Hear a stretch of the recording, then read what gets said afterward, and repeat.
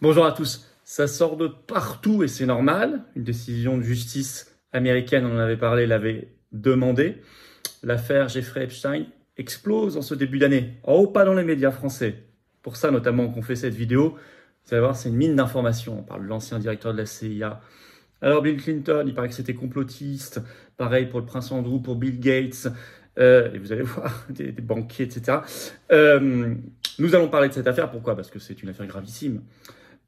Parce qu'on a vu l'accueil que cette caste a réservé au film Sound of Freedom. Ils sont devenus complètement hystériques pour un film pourtant tout à fait normal, même artistiquement un bon film, mais un film sur le fond extrêmement important, intéressant. Il y a un problème. Donc, nous allons évidemment parler de tout ce qui se passe, cette agitation judiciaire, ces révélations médiatiques qui sortent partout, au Royaume-Uni, aux États-Unis bien sûr, pas en France.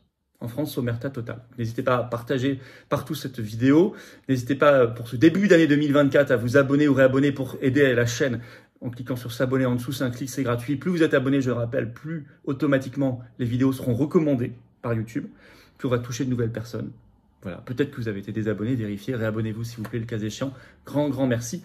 Pour ceux qui n'ont pas vu ma vidéo de vœux que j'ai mis sur cette chaîne, eh bien, je vous présente tous mes vœux pour 2024. Je vous souhaite une magnifique année, pleine de santé, de bonheur et de réussite.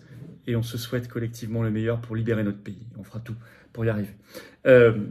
Évidemment, notre pétition nationale en soutien aux paysans français, notre soutien commence dès ses premières heures et toujours en vidéo en lien sous la vidéo plus exactement, à signer et à relayer. Et je vous rappelle, notre grand rendez-vous, la première grosse manif nationale de l'année, samedi 13 janvier à Paris, rendez-vous 14h, Port-Royal, pour un cortège national. Et on va être sur le Frexit, nos libertés, la France libre, essentiel vu tout ce qu'on est en train de vivre. C'est ouvert à tous, adhérents comme non-adhérents, toutes les familles, tous les âges. Venez, c'est sécurisé bien sûr, avec des drapeaux français, ça va être énorme, énormissime. Les gens ont envie de se mobiliser début 2024, ils ont bien raison, et on ne va pas se taire, et on sera ensemble. Et c'est important de créer des vrais réseaux humains dans le vrai monde aussi. Donc venez très nombreux. Voilà, on y va. Alors, affaire Epstein, tout est en train d'exploser, de sortir. Vous savez, l'affaire, il s'est suicidé en 2019 dans sa cellule. L'affaire de ce très vaste réseau pédocriminel dans le monde. On disait que c'était complotiste. Bon, écoutez, ce qui est en train de sortir, manifestement, prouve que ça ne l'était pas, évidemment. Omerta en France, donc on va pousser fort la vérité.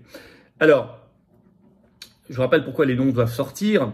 Parce que le 18 décembre dernier, c'est tout récent, une juge, Loretta Preska, a rendu une ordonnance du tribunal fédéral de New York, de Manhattan, qui oblige à révéler, à partir de début janvier 2024, ça y est, on y est, les noms des personnes liées.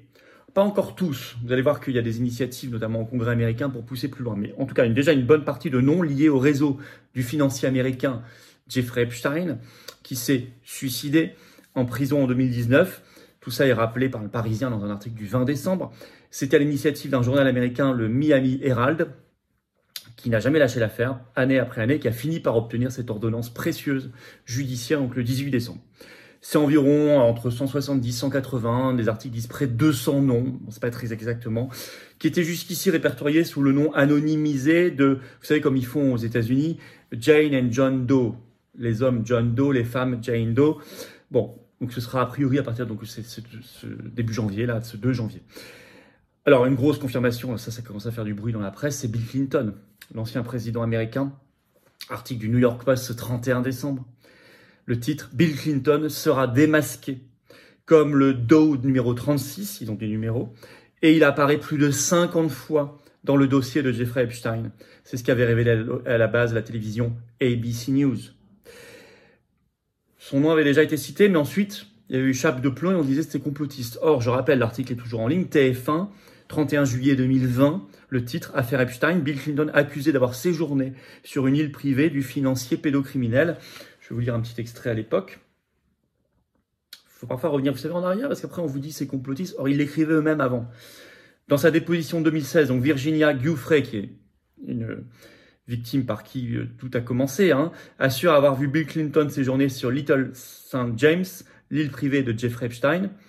Lors de ce voyage, cette dernière était accompagnée de Ghislaine Maxwell, de 2 jeunes filles qui venaient de New York, ainsi que de Bill Clinton. Et c'est précisément sur cette île que se déroulaient régulièrement des orgies sexuelles impliquant des mineurs, poursuit la plaignante. Le 18 août 2020, une photo avait été sortie, publiée dans le Daily Mail, qui montrait Bill Clinton, je cite, assis sur une chaise, massé par une femme bien plus jeune que lui. Alors, Prince Andrew, frère du roi, un des fils de feu Élisabeth II, frère du roi Charles III, le prince Andrew, son nom aussi avait été cité, il a même payé. Je vous rappelle tout ça quand même. Là, c'est sorti, le Daily Beast, 31 décembre. Le prince Andrew se prépare à faire face aux nouvelles allégations de Jeffrey Epstein. Ça pourrait aller plus loin que ce qui était sorti jusqu'ici, car il a déjà versé 14 millions de dollars à Virginia Giuffre, plaignante. Mais là, c'est un autre dossier d'une autre plaignante, Johanna Sjoberg, qui a 30 pages de dossiers qui seront décelés là, en ce mois de janvier 2024. Je vous lis un autre extrait. La publication des documents soulève la possibilité qu'Andrew, le prince Andrew, puisse faire face à un nouvel examen suivant les allégations de Sjoberg, donc Johanna Sjoberg. Elle a précédemment affirmé qu'en tant que jeune étudiante en 99, on lui a offert un emploi pour répondre au téléphone pour Epstein, mais qu'elle a été peu de temps encouragée à interagir sexuellement avec Epstein et le prince Andrew. Selon un rapport publié dans le Sun, ces allégations contre le prince Andrew font partie des preuves écrites données par Sjoberg dans le procès en diffamation de 2015. Les noms sortent. Fox News publie un grand papier ce 1er janvier 2024. Liste d'amis de Jeffrey Epstein, le titre. Le procès de Ghislaine Maxwell contient des indices sur les noms sur le point d'être rendus publics. Je cite toujours Fox News.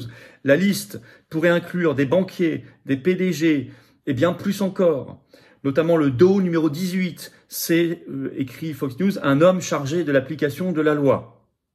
Quelqu'un d'important. Je cite toujours, ce procès a révélé des liens entre Epstein et le PDG de Barclays, Jess Staley, un ancien banquier de JP Morgan qui a démissionné de sa fonction en 2021. Et puis le Guardian, très sérieux, publie un long papier le 1er janvier 2024, où il donne plein de noms. Je vais vous citer un extrait. Les noms en gras importants qui ont émergé, comprenez, le directeur de la CIA, William Burns, Catherine Rummler, avocate de la Maison-Blanche sous Barack Obama, ainsi que des personnalités moins importantes, y compris le professeur et activiste Noam Chomsky, le milliardaire capital risque Ray Hoffman. Enfin, ils disent moins importantes, c'est quand même des gens qui ont un capital médiatique, culturel, social, financier, souvent très important. Lawrence Summers, ancien président de Harvard, c'est quand même pas rien, et directeur du Conseil économique national sous Obama, beaucoup autour de Obama, vous avez vu. Parmi les autres figureraient Woody Allen, Bill Gates, Thorbjørn Jagland, ancien Premier ministre norvégien, l'ancien Premier ministre israélien Ehud Barak, et l'ancien président de Barclays, Jess Staley, ça on l'avait cité. Et puis toutes les autres surprises, mais ça va être disséminé, on en reparlera, Ça va sortir comme ça. Voilà. Bon, mais ceci dit, on n'aura pas tout encore là, et des élus, notamment républicains, trumpistes surtout, au Congrès américain, veulent davantage et veulent une commission d'enquête pour faire sortir d'autres listes. Je vous cite un extrait en ce sens de l'article de Fox News dont je vous avais parlé. La publication très attendue des noms intervient alors que les républicains au Congrès, dirigés par le sénateur du Tennessee, Marsha Blackburn, et le représentant donc à la Chambre des représentants, Tim Burchett, se battent pour la publication d'une liste d'associés d'Epstein qui ont volé sur son jet privé. Voilà. Donc, eux veulent tous les noms, avec commission d'enquête parlementaire au Congrès américain. Donc, évidemment, est-ce que c'était complotiste? Manifestement non. Mais comme sur tant de sujets, si on va sur tous les sujets liés au Covid, aux injections, aux restrictions, etc., complotiste, enfin bon, à la fin, qu'est-ce qu'il en reste? Rien. Leurs accusations étaient fausses, c'était vrai. D'ailleurs, c'est très cohérent avec l'accueil délirant qu'ils ont réservé au film Sound of Freedom, qu'on a été voir. Les Patriotes ont organisé partout des séances dans les cinémas. Je suis allé le voir aussi avec nos militants de Paris, bien sûr. C'est un vrai énorme sujet, mais eux, vous avez vu comment la presse américaine, française, a traité ce film, soit par le silence, soit par la diffamation, sans aucune exception, quasiment. Et puis là, sur ces listes Epstein, omerta totale en France. Donc stop. Donc faites circuler cette vidéo, ces informations, n'hésitez pas à les relayer. N'hésitez pas pour cela à vous abonner ou réabonner à cette chaîne YouTube. Il suffit de cliquer sur s'abonner, c'est un clic, c'est gratuit. Hop, dès le début de 2024, ça y est, vous êtes abonné à la chaîne. Grand merci, très bonne résolution de début d'année. Et comme ça, vous faites circuler, les vidéos sont mieux recommandées. Merci à vous. On se retrouve aussi samedi 13 janvier, rendez-vous 14h Paris, Port-Royal, grosse manif nationale pour le Frexit. Venez très nombreux, ouverte à tous, organisez-vous, covoiturage et tout le reste, c'est ouvert à tout le monde. Je vous attends aux patriotes. Voilà, ça c'est une super bonne action, bonne résolution pour ce début de l'année 2024, c'est de se dire je rejoins la résistance. Voilà, je prends la carte orange, ou j'adhère, je réadhère si j'ai mon adhésion à plus d'1 an qu'elle n'est plus à jour, ou je fais un don de soutien au mouvement parce que j'ai envie d'aider un mouvement qui se bat, qui l'a prouvé, qui n'a pas peur, qui a le courage, qui défend des belles valeurs comme les miennes, comme les nôtres, la liberté, la souveraineté, la dignité, la vérité, contre l'oligarchie, contre le système, sans les copains et les millions du système. Vous voulez adhérer, réadhérer ou faire un don de soutien au mouvement, c'est un bon moyen d'apporter votre savoir-faire, vos connaissances, votre envie, vos ambitions, votre cœur, et puis d'aider à plus d'actions concrètes. Et par ailleurs, vos compteurs fiscaux ont été remis à 0 ce 1er janvier, donc profitez-en. Vous pouvez commencer à défiscaliser. Ces défiscalisations aux 2 tiers, une adhésion, une réadhésion, un don.